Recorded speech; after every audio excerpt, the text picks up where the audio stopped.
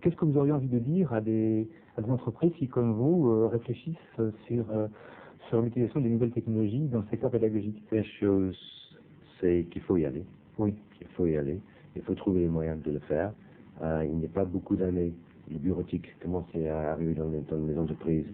La comptabilité automatisée, il y avait une certaine résistance, on se posait des questions, c'est cher, c'est difficile, il faut se restructurer, il faut reprendre ses métiers.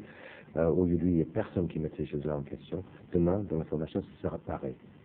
Donc, si on ne l'attaque pas maintenant, tandis que c'est un marché extrêmement intéressant, vivant, avec des services très intéressants, il y a tout à faire, mais les compétences sont là actuellement. Il faut savoir les trouver. La difficulté, c'est de distinguer les expertises et les compétences des uns et des autres si on les attend en interne.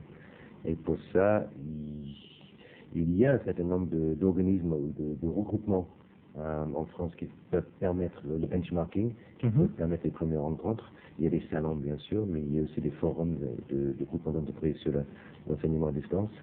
Il faut y aller, il faut se renseigner. On peut trouver des expertises externes de très haut niveau. Et aujourd'hui, au jour d'aujourd'hui, c'est comme pour tout dans les domaines techniques, les prix baissent. Oui. L'offre est plus accessible. Tout à fait. Il faut y aller.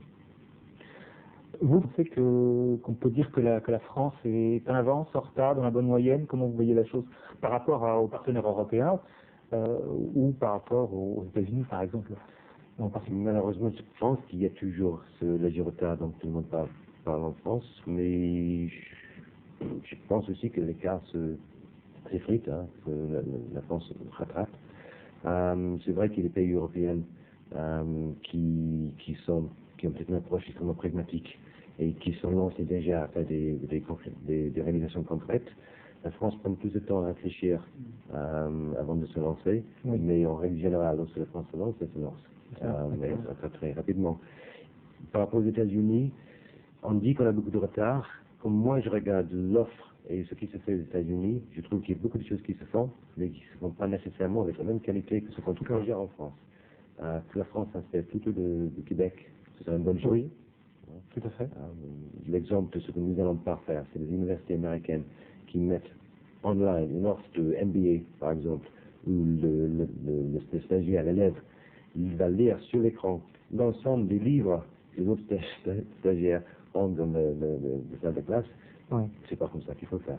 Il faut repenser complètement la formation. Tout à fait. Je pense que cette réflexion en France, elle est très réelle, elle est très au niveau.